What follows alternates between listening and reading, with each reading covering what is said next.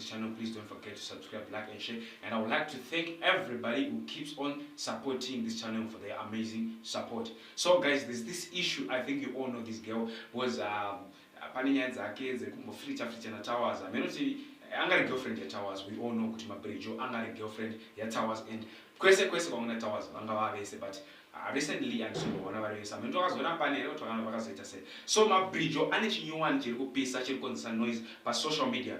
Mabrijo abuda achisimbisa mudhara Philip Changu ati pageto au paharare ndimi wani murume ari kupisa, ndimi wani murume ari kurira achikombeda kubvira kuskini kuchichichi. Akati mudhara Chiyangwa kana kuti ndondibasa aiwa ndiri free ndibatei ndiripo maiziya. And ari kuratidza ari kunakirira mudhara Chiyangwa ine akashikanda mashoko erudo kuna mudhara Chiyangwa. Chiyangwa, I am crushing on you.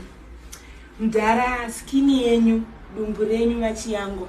Matama yenyu so anonyatsaoneka kuti mudhara ari kudya mari, uyu mudhara anodya mari. Vachiyangwa, I am crushing on you. Apa mune mastands akawakwa. Apa munosapota vaED. That's why I really loves you. Mudhara handina hangu problem kana muchida kundifonera. You can just call me mudhara. Unogona kungondifonera ini mudhara.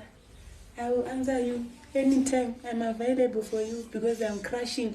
Pamadhara ese paharare ndimi mudhara wana ari kupisa.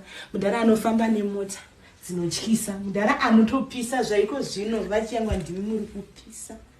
Just call me.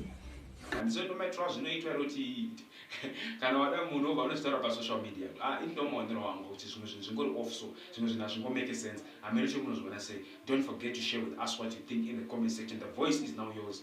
Love you all. Thank you.